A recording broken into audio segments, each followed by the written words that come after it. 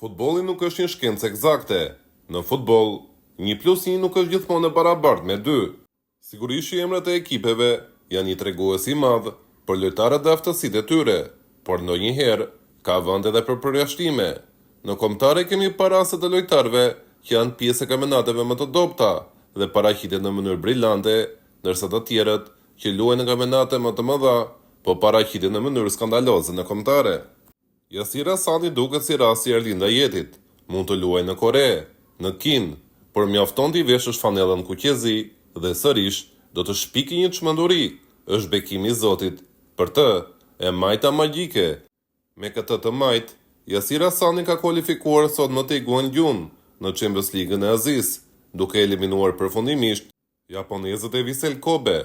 Këta të fundit kishin fituar 2-0 në ndeshjen e parë, por Gwangju fitoi në po të njëjtat shifra në ndeshjen e kthimit.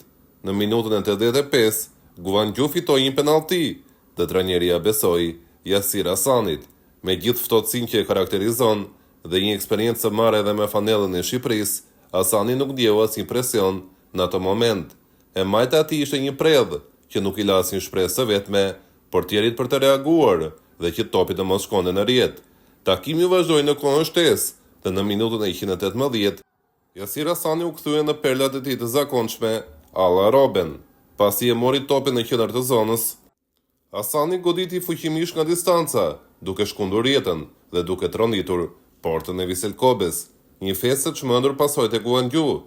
Pasi fal këtij goli, ata arritën që të shkonin në çeyrek-finalen e Champions League-s së Azisë. Për nder të Yasir Hasanit, tifozët e Gwangju kishin marrë me vete edhe një flamur të Shqipërisë, i vetmi flamuri i huaj që ndodhi në stadium. Menjëherë pas përfundimit të takimit, Yasir Hasani ka shkuar te tifozët dhe ka marrë flamurin me vete, duke e vendosur në qafë.